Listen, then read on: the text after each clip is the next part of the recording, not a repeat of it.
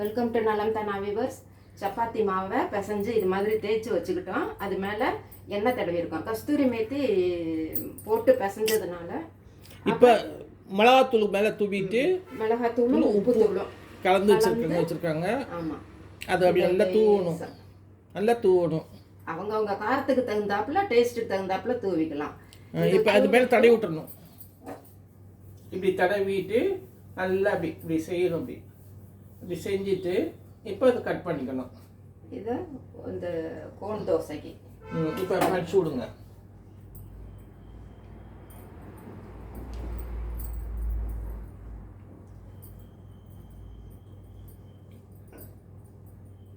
இது மாதிரி தேய்ச்சிட்டு திரும்பவும் ஒரு அமுக்கி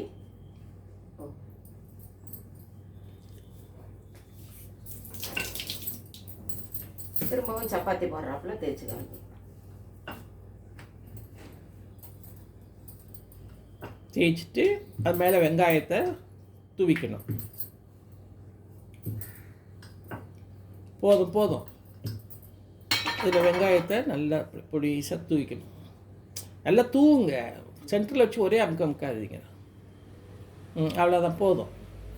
இப்போ இதை அப்படியே போட்டுட்டு எடுக்க வேண்டியது.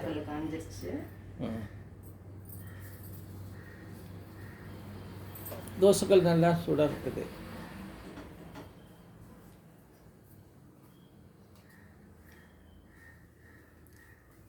இப்போ பாருங்கள், நல்லா காஞ்சோன்னா எண்ணெயை ஊற்றிட்டு அப்படியே பரட்டி போட்டோம்னா சூப்பராக பரோட்டா டைப்பில் பரோட்டா மாதிரி இருக்கும். வெங்காயம் போட்டு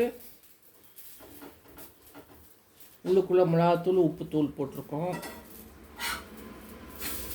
இது தொட்டுக்க ஒன்றுமே வேண்டாம், இதே அப்படியே சாப்பிட்டுக்கலாம். பாருங்கள், சூப்பராக வந்துருக்கு பாருங்கள். தேங்காய் சட்னி செஞ்சுருக்கோம்.